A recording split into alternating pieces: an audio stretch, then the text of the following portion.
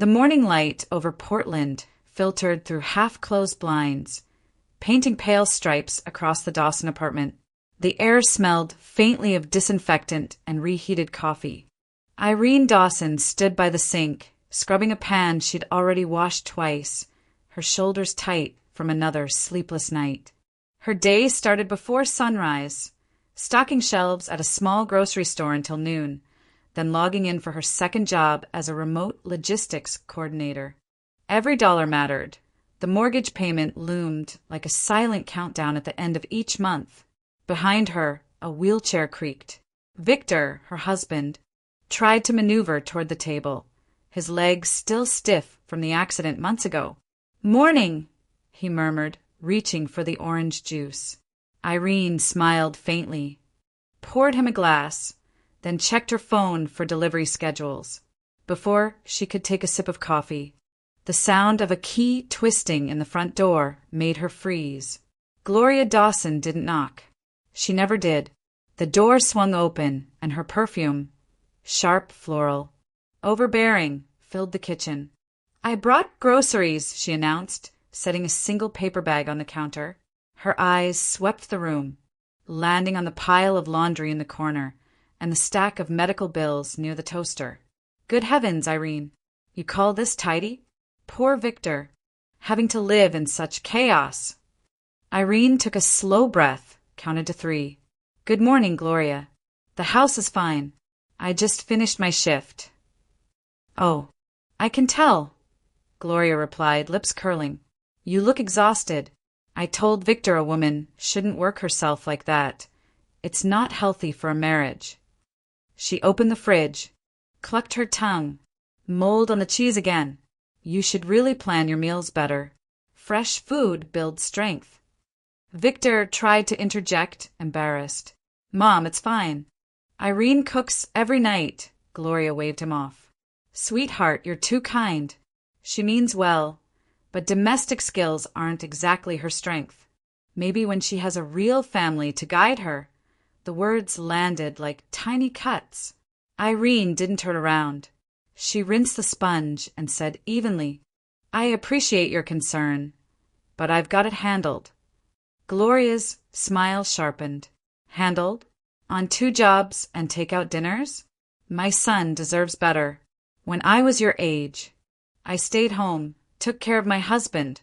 He never had to lift a finger." Irene dried her hands and finally met her mother-in-law's gaze. "You also had savings, Gloria. We don't. Someone has to keep the bills paid."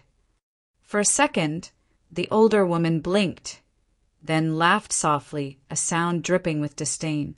"Of course. Always about money with you. You young wives, you marry for love until the checkbook runs dry. Then it's complaints and overtime shifts." She turned to Victor, patting his shoulder.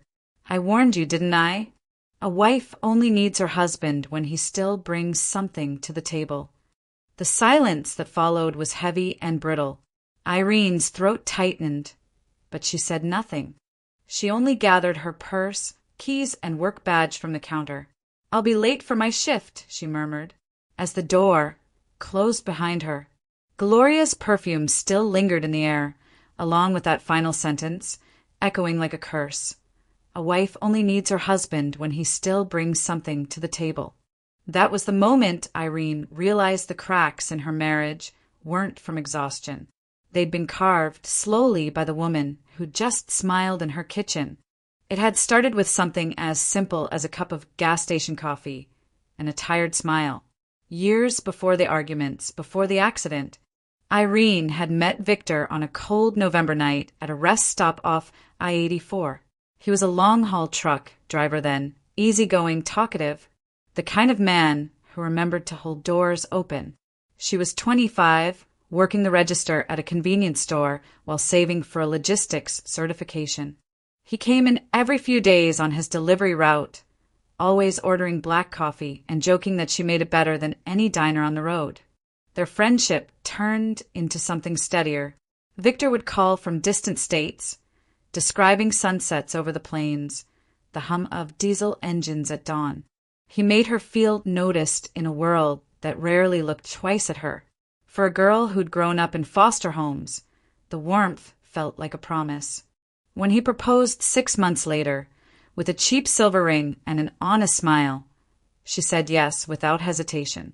At first, marriage was simple: small apartment, shared bills, late-night takeout, and laughter. Then Gloria entered their daily rhythm. She lived an hour away in Salem and called every evening.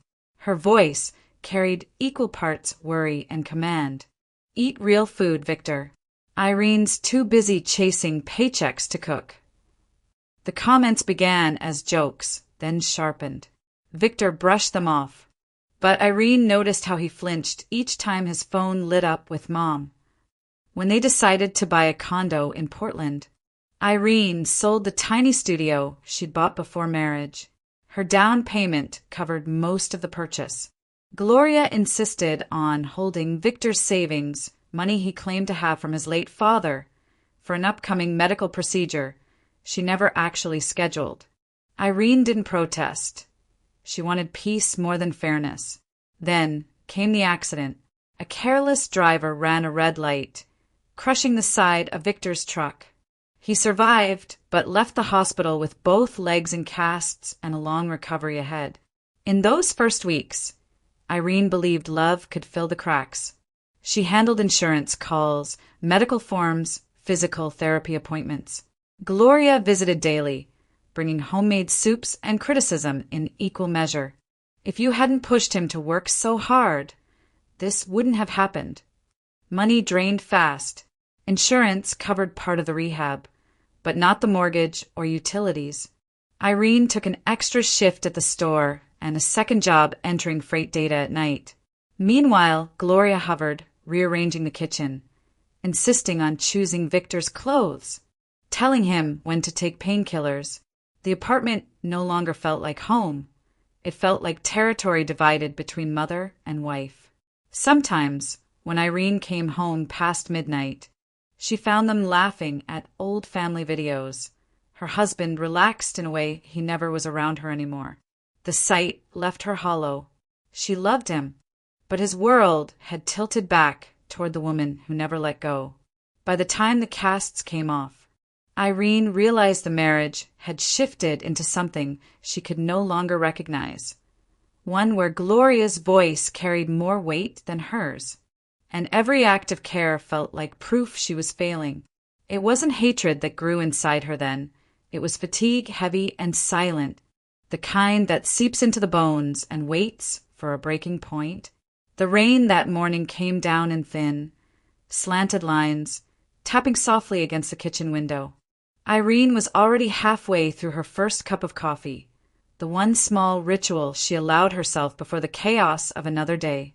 Victor was dozing on the couch, his legs still in braces, a blanket pulled loosely around his shoulders. The apartment was quiet, too quiet, until the sound of the door unlocking broke apart. Gloria didn't even bother to say hello. She stepped inside, hung her umbrella by the door, and inhaled deeply, as if measuring the air for mistakes. "It smells." "Lived in," she commented, setting down a plastic grocery bag. "I brought chicken soup.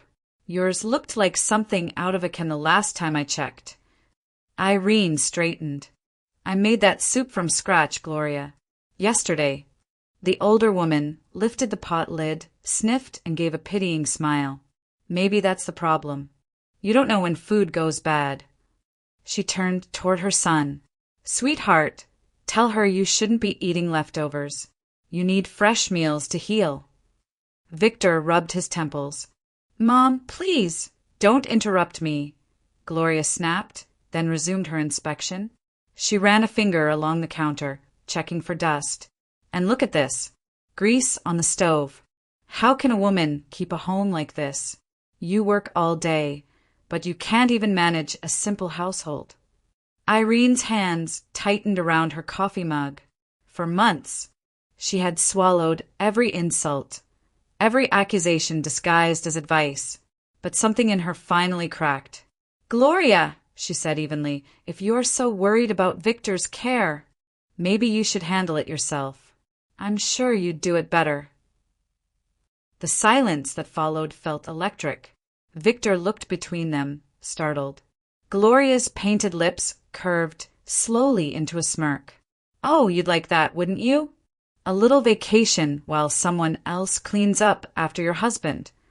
"I wouldn't call it a vacation," Irene replied. "There's a meeting in Seattle next week. My manager wants to discuss remote work options. I can't keep up 2 jobs forever." Gloria placed a hand dramatically over her chest. "You'd leave him alone in his condition?" "Irene, honestly, that's cold, even for you." "I wouldn't leave him alone," Irene said quietly. "You just volunteered." Victor tried to diffuse the tension with a nervous chuckle. "Let's not turn this into a fight." But Gloria's tone softened suddenly, falsely sweet. "No fight at all, darling. If your wife needs to chase her little career dreams, I'll stay here. I'll make sure you're cared for properly. Perhaps when she returns, she'll see how much better things run with a woman who truly loves you." Irene felt the words slice deeper than intended, yet she forced a calm smile. "Perfect," she said. "Then it's settled." Gloria nodded, clearly pleased with her victory. "Good. You'll see, Victor, once I'm here. You'll finally have peace." Irene turned away before they could see the tears rising behind her eyes. Peace, she thought bitterly, had never felt so much like surrender. But for the first time in months, a quiet, dangerous thought flickered inside her. Maybe letting Gloria take control was exactly what needed to happen. Because this time, Irene would be watching from a distance, and she wouldn't come back the same. The night before Irene's planned trip, the apartment pulsed with tension. The television played softly in the background, but neither she nor Victor was watching.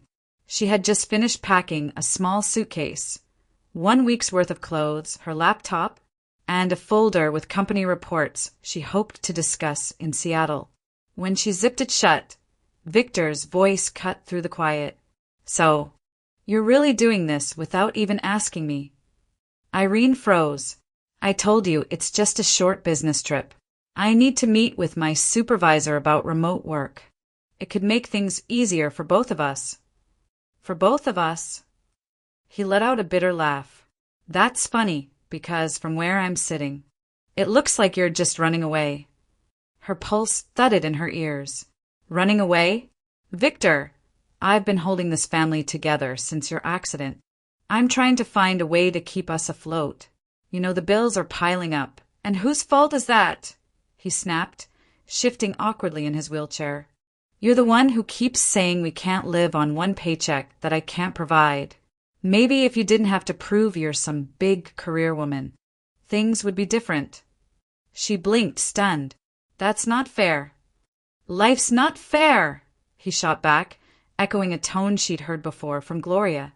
"Mom said it from the start. A woman only stays while a man has something to give. Once he's broken, she starts packing her bags." The words hit her harder than he realized. She stared at him, unable to speak. "You really believe that?" she finally whispered. He looked away, jaw tightening. "I don't know what to believe anymore. Maybe she's right. You barely talk to me. You're never home. You work yourself to death, and for what? To show everyone you can live without me." "I'm doing this for us." "Victor," she said, her voice trembling but steady. "You think I want to work double shifts? You think I like coming home to find your mother criticizing everything I do? I'm trying to keep this roof over our heads." He didn't answer. The silence between them stretched until it felt suffocating. Finally, he muttered, "If you walk out that door tomorrow, don't expect me to be waiting." Something inside her went cold. The man she'd married, the one who once made her laugh with road stories and silly songs, was gone. In his place sat someone small and angry. Someone who needed a villain more than a partner. She closed her suitcase quietly and said, "Then don't wait." He turned toward her, startled, but she didn't meet his eyes. She grabbed her coat and stepped into the hallway, the air outside heavy with rain. Her hands shook as she texted Natalie, "Can I stay a few days before my trip?" The reply came instantly, "Of course. Doors open." That night, as Irene drove through the dim Portland streets toward her friend's apartment, she didn't cry. The anger had burned out long ago, leaving only exhaustion and the faint, aching sense that somewhere along the way, love had turned into something neither of them could recognize anymore. Natalie's apartment sat above a small bakery in downtown Beaverton, and the warm scent of cinnamon rolls drifted through the thin walls as Irene dropped her overnight bag by the couch. The space was small but alive. Children's drawings on the fridge, laundry folded neatly in baskets, a cactus thriving on the windowsill. It was the kind of home built by endurance, not luck. Natalie handed her a mug of tea, the steam curling between them. "You look worse than when we were pulling all-nighters in the group home," she said, half joking, half concerned. Irene smiled faintly. "That bad, huh?" "Worse," Natalie said. "You're running on fumes." She leaned against the counter, arms folded. "So what happened this time?" "Let me guess, Gloria again." Irene sighed. "She's watching Victor while I go to Seattle. It's just a week. I need to meet with my supervisor about working remotely." Natalie's brow furrowed. "You're leaving her in charge of your husband? The woman who's been trying to tear you down for 2 years." "She's his mother," Irene said softly. "Maybe if she takes care of him for a bit, she'll finally see how hard it is." Natalie set her cup down a little too sharply. "Or maybe she'll see how easy it is to push you out completely." The words hung in the air like static. Irene didn't answer. Natalie walked over and crouched in front of her, voice gentler now. "Irene, you've been doing this your whole life, believing people will change if you just love them enough. Remember the foster home? You were always the one fixing everyone's mess, even when it broke you." "That was different," Irene murmured. "No, it wasn't." Natalie's tone was steady but kind. "You can't build your future around a man who lets his mother decide who you are. That's not love, it's dependency. Don't let it swallow you." Irene rubbed her temples, the tea cooling in her hands. "You make it sound so simple. But he's not a bad person, Nat. He's just lost. Once he's back on his feet, things will be different." Her friend shook her head. "You're hoping for a version of him that might never come back." Irene forced a smile, the kind people wear when they're too tired to argue. "Let's just say I need this trip to clear my head, to breathe a little." Natalie sighed but didn't press further. "You know the door's always open." The next morning, Irene hugged her goodbye, promising to call once she arrived in Seattle. But as she drove toward Union Station, suitcase beside her, she felt the first uneasy weight of a thought she couldn't quite name, like a shadow on the horizon. Something told her this trip wouldn't end the way she imagined. Union Station buzzed with the sound of rolling suitcases and echoing announcements. The air smelled faintly of coffee and rain, typical Portland in early spring. Irene checked the departure board for her train to Seattle, then found an empty bench near the far end of the concourse. She glanced at her phone. No messages from Victor, none from Gloria either. For the first time in weeks, she exhaled without feeling watched. She opened her laptop to skim through notes for her meeting, trying to focus. But her attention drifted to the hum of voices nearby, commuters talking, kids laughing, the static of daily life. Then, among the noise, a familiar voice cut through like a blade. "I told you, don't worry. I'll take care of everything." Her spine stiffened. That voice, Gloria's. Irene's head turned sharply. Just a few feet away, behind a pillar near the cafe, Gloria Dawson stood with her phone pressed to her ear, dressed in her usual beige trench coat and pearl earrings. She looked far too composed for someone who should have been home, caring for her injured son. "No. Listen to me," Gloria said, lowering her voice. "He's fragile. Poor thing, doesn't even know how bad it is. His wife's barely hanging on, some kind of terminal thing. The doctors said, yes, I'll get the money from Oliver. He still owes me a favor, and it's not like he needs to know the truth. Irene's stomach twisted. Oliver? She leaned back, slightly heart-pounding. She hadn't heard that name in years, not since the group home, when Oliver Hayes was the boy who always defended her from bullies. Her first friend, her first love, and now Gloria was using his name in a scam? Gloria's voice grew more animated. Don't you see? Once I have the cash, we can finally settle everything. Pay off the condo, maybe even move Victor somewhere better. The woman's as good as gone anyway. It's what's best for everyone. The words hit Irene like cold water. Gone. That was how Gloria spoke about her, like she was already dead. She wanted to confront her right there, to demand an explanation, but instinct told her to stay quiet.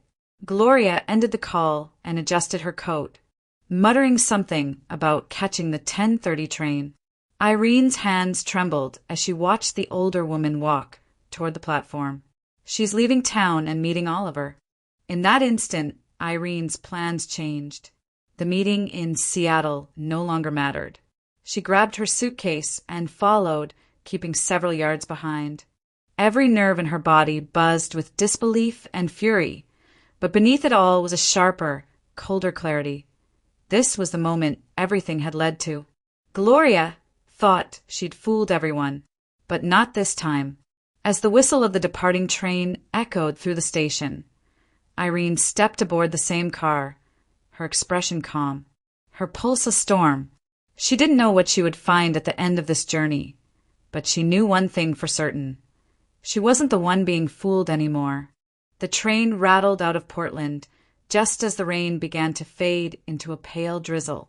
Irene sat 2 rows behind Gloria, her body still tense from the rush of boarding unnoticed. She had managed to find a seat near the window, close enough to hear, but far enough not to be seen. Every squeal of the wheels against the tracks felt like the ticking of a clock counting down to something inevitable. Gloria sat facing another passenger, a man in his 50s dressed in a tailored gray coat. Her voice carried easily over the rhythmic hum of the train. Yes, I'm going to meet him in West Lynne, she was saying cheerfully. Oliver Hayes, such a generous young man. I practically raised him. My son's poor wife is in terrible condition. Lung cancer, stage 4. It's heartbreaking. The man gasped softly. I'm so sorry to hear that. Gloria nodded, sighing with theatrical grief. Yes, she's bedridden. My son refuses to leave her side. Such a devoted husband, bless him. But the hospital bills, you can imagine. We're desperate for help, and Oliver always had a soft spot for her. Such a shame she's wasting away after all that girl put him through. Irene's hands clenched around the edge of her seat. Wasting away. The words tasted like poison. Gloria continued, lowering her voice just enough to make people lean in. Of course. She's not exactly an angel. Poor Victor doesn't know half of it. How she spent his money. How she flirted with that doctor during rehab. But I suppose guilt comes for everyone eventually. The man nodded, murmuring something polite, but Irene barely heard. Her heart was pounding, her vision blurring. She wanted to stand up, to shout the truth for the whole car to hear. That she wasn't dying, wasn't cheating. Wasn't anything Gloria painted her to be. But she stayed still, nails digging into her palms. Outside the window, the Willamette River glimmered under the gray sky as the train curved south. The landscape blurred, pine forests, bridges, small towns flashing by. Inside, Gloria's voice kept weaving its web of lies, each word another thread tightening around Irene's throat. When the train slowed near Oregon City, Irene forced herself to breathe. This wasn't just cruelty, it was a plan. Gloria was manipulating Oliver, the one person from Irene's past who might actually care enough to help. If she exposed the lie too soon, everything could collapse before she had proof. She reached for her phone, pretending to scroll while discreetly recording Gloria's words. The red light blinked faintly, a silent witness. As the train rolled toward West Lynne, Irene's reflection stared back at her in the window, calm on the surface, but burning underneath. Her tears never fell. Instead, she whispered to herself, almost like a vow, "You can't erase me, Gloria. Not this time." And with that, she waited for the moment the train would stop, ready to follow wherever the lies led next. The train pulled into West Lynne just past noon, the sky a quiet silver. Irene waited until Gloria stepped onto the platform before following at a careful distance. The older woman walked briskly through the small town, her heels clicking against the wet pavement, one hand clutching her designer handbag. Irene trailed her across the narrow streets, lined with boutique shops and cafes, until they reached the gates of a large property, a modern two-story home framed by cedar trees and glass. The name on the mailbox, Red Haze. Gloria pressed the doorbell, smoothing her coat as if preparing for a performance. A moment later, a man appeared. Oliver Hayes. He was older than Irene remembered. Sharper features, broader shoulders.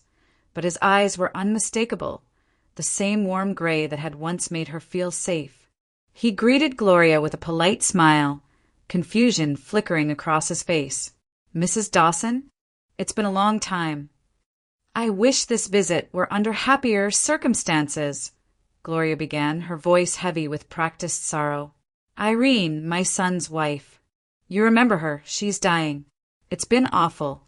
Victor is beside himself. We just don't have the means for her care." Oliver's expression softened instantly. "Irene? I hadn't heard. That's terrible." He stepped aside. "Please come in." From her hiding spot near the gate, Irene felt her stomach twist. She watched as the two disappeared into the house, her heart pounding as minutes stretched into what felt like hours. Finally, Gloria emerged, smiling faintly, tucking an envelope into her purse before walking back toward town. When she was gone, Irene approached the house, nerves trembling beneath her resolve. She rang the bell. A few seconds later, the door opened and Oliver froze. "Irene," he whispered, eyes wide. She nodded, her voice low. "Alive and not dying. Surprised." He stepped back, speechless, then gestured for her to come in. She followed him into a living room flooded with natural light, elegant but unpretentious, much like the boy she once knew. "What's going on?" he asked finally. "Your mother-in-law said that I'm terminally ill? That Victor's bankrupt, trying to keep me alive." Irene gave a short, bitter laugh. "She's been using you, Oliver. She just took your money." He looked down, anger flashing in his eyes. "I gave it willingly. I thought I was helping you." Irene hesitated, then said softly, "You always did." For a long moment, neither spoke. Then Oliver exhaled, his shoulders lowering. "You have no idea how many times I looked for you after the home closed. My adoptive parents moved me overseas for school. I thought I'd lost everyone from that part of my life." She blinked, emotion catching in her throat. "And now you find me here, married to a man whose mother just conned you." Oliver's jaw tightened. "She won't get away with it. I'll make sure of that. Whatever she told people about you, I'll help you clear your name." Irene nodded slowly, the weight of months of humiliation easing just a little. "I don't need revenge," she said, her voice steady. "Just the truth." Oliver looked at her for a long moment, then said quietly, "Then we'll start there." Outside, the rain had stopped, and for the first time in a long while, Irene felt the air in her lungs again, sharp, clean, and alive with possibility. Oliver insisted she stay for lunch, though Irene protested at first. "You've had a shock," he said gently. "At least eat something before deciding what to do next." The dining room was filled with soft light, filtered through tall glass panels overlooking the garden. The smell of roasted herbs drifted from the kitchen, and soon a woman appeared carrying a tray, elegant, silver-haired, and composed in that quiet, commanding way that needed no introduction. "This is my mother," Oliver said. "Eleanor Hayes, Eleanor set the tray down, her movements deliberate, graceful. "So, you're Irene," she said, studying her with a calm that saw more than words could tell. "Oliver told me everything, or at least, what little he understands." Irene felt her nerves tighten. "Then I owe you an apology, Mrs. Hayes. I didn't mean to intrude." "Nonsense," Eleanor interrupted softly, pulling out a chair. "You look like someone who's been told to apologize her whole life. Sit." The authority in her tone left no room for argument. Irene obeyed. They ate quietly for a few minutes. Eleanor poured tea and finally said, "I met women like Gloria before. Sweet smiles, tragic stories, and a dozen victims in their wake. Manipulation is an art they perfect over time." Irene looked down at her plate. "She's good at it," she admitted. "Even Victor believes her." "Of course he does," Eleanor replied, her tone not unkind. "Children raised under control rarely recognize it. They mistake fear for loyalty." She set her cup down. "And you, why do you still feel responsible for her?" Irene hesitated, searching for words. "Because I married her son. Because I thought if I just worked harder, loved more, I could fix what was broken." Eleanor smiled sadly. "That's the curse of good people, my dear. You think endurance is love." The room fell silent again. Outside, the wind rustled through the cedars. Oliver watched them both quietly, the lines around his eyes softening. Eleanor reached across the table, her hand warm against Irene's cold fingers. "You've been surviving for too long. Stay here a few days. Rest. Think. You don't make good choices when you're exhausted." Irene blinked, emotion tightening her throat. "I can't impose. You'd be doing me a favor," Eleanor interrupted. "I've been meaning to fill this house with someone who doesn't pretend." For the first time in years, Irene felt something other than duty. She felt seen. The tension in her chest loosened. She nodded slowly. "All right. A few days." Eleanor smiled, satisfied. "Good. Then we'll talk about what comes next, after you remember who you are." And as the light faded across the Hayes estate, Irene realized she hadn't felt this kind of peace since long before she became a Dawson. The sky over Portland was the color of tin when Irene returned home.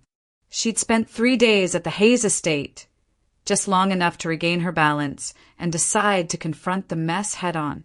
As she pulled into the parking lot of her apartment complex, something immediately felt wrong. Her parking spot was empty. Victor's old truck was gone.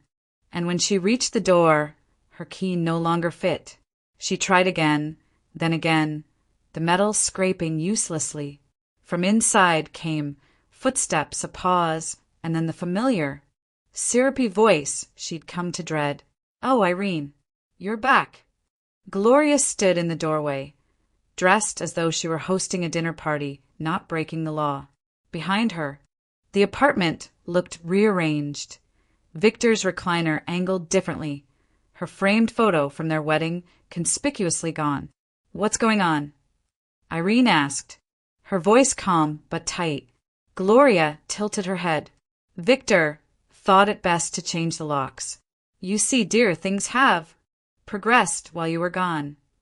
Before Irene could respond, Victor appeared behind his mother. He looked thinner, paler, his braces gone, though his steps were uncertain.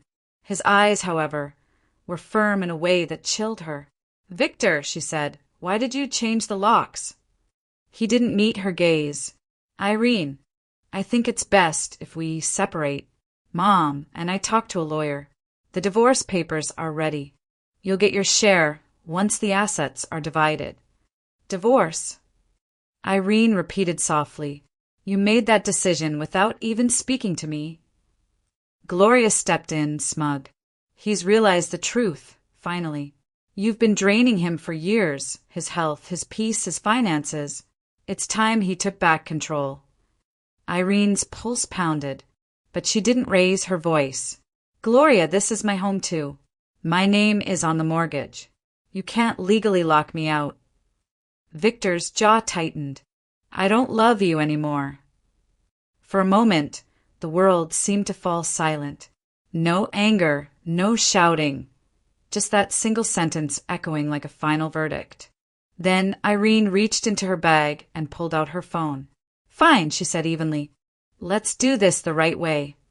Gloria's smirk faltered as Irene called the non-emergency police line. Within 20 minutes, 2 officers arrived, taking statements on the porch. Irene calmly presented her documentation, the mortgage contract bearing both her and Victor's names. The younger officer glanced at Victor. Ma'am's correct. You can't deny access to a legal co-owner without a court order. If the locks were changed, she's within her rights to re-enter. Gloria started to protest, but the officer cut her off. If this continues, we'll treat it as unlawful eviction. Irene stepped past her mother-in-law into the apartment, her shoes clicking on the hardwood. The air smelled of her own candles, still half-burned, the remnants of a life she'd built from exhaustion and hope. She turned to the officers, nodded in gratitude, then looked at Victor for the last time. You took my love for weakness, she said quietly. That was your first mistake. Then she closed the door behind them, sealing Gloria's outrage and Victor's silence on the other side. Oliver didn't waste time. The morning after the lockout incident, he drove to Portland, picked Irene up, and took her straight to the office of his attorney, a clean, glass-front firm in downtown, the kind that made people sit up straighter. The attorney, Mark Ellison, listened without interrupting as Irene laid out everything. The months of harassment, the financial pressure, the sudden change of locks, and, most importantly, the lie Gloria had spun at Union Station. When Irene showed him the recording from the train and Oliver confirmed there was exterior camera footage from his West Lynn property, Ellison's expression hardened. This isn't just family drama, he said. This is fraud, coercion, and attempted unlawful eviction. And she used a false medical emergency to obtain money. That plays very badly in front of an Oregon judge. Within a week, Ellison filed a civil complaint on Irene's behalf, naming both Gloria and, reluctantly, Victor, since he had participated in the lock change and attempted dispossession. Gloria, certain she was still in control, showed up to the first hearing in a bright blazer and pearls, fully prepared to play the role of the wronged mother. Her confidence lasted exactly 3 minutes. That was how long it took Ellison to play the security footage from the Hayes property, Gloria accepting an envelope of cash from Oliver, claiming it was for Irene's treatment, then walking away smiling. The judge, an older woman with sharp eyes and little patience, leaned forward. Mrs. Dawson, are you telling this court you believed your daughter-in-law was dying? Gloria floundered. Well, that is. I may have exaggerated. You told a third party she was terminal, Ellison said calmly. You told him her husband was financially ruined. Neither was true. You took his money under false pretenses, and then within days, you participated in an attempted illegal exclusion of that same woman from a home she co-owns. Victor kept his head down the entire time. He didn't look once at Irene. In the final ruling, the court was clear. Irene remained a lawful co-owner of the Portland condo. The attempt to remove her without a court order was illegal. Gloria was ordered to return the full amount she had obtained from Oliver, plus court costs, because Victor had allowed his mother to act in his name, and because Irene had been forced to find temporary lodging during the lockout. The judge also granted limited damages to Irene for emotional distress and disruption of residence. The judgment landed hard. Gloria didn't have enough liquid money to pay everything back. Within months, she was forced to sell her own small house in Salem to satisfy the debt.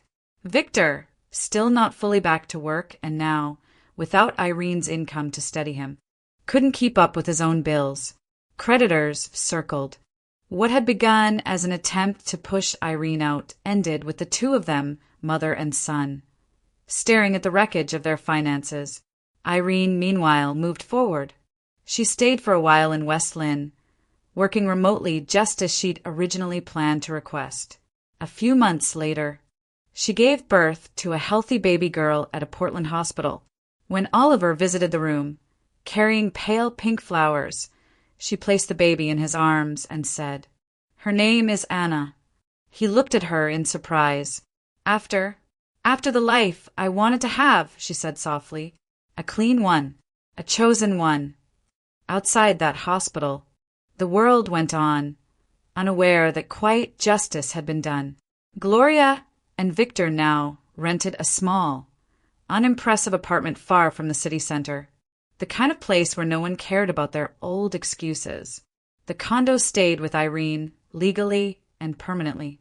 She hadn't screamed, hadn't destroyed, hadn't played dirty. She had simply told the truth and let the system do the rest. And in that, there was a different kind of revenge, one written in court orders and notarized pages, impossible to undo. A full year passed before the rhythm of Irene's life began to feel her own again. The condo in Portland was sold. The proceeds helped her clear debts and start anew in West Lynne, where the cedar trees framed a quieter sky. She worked remotely now, running logistics for a regional firm from a small home office that overlooked the garden. Each morning, sunlight spilled across her desk while little Anna babbled in a bassinet nearby, her tiny hands grasping at the air. It wasn't the life Irene had once imagined, but it was hers, built from truth instead of compromise.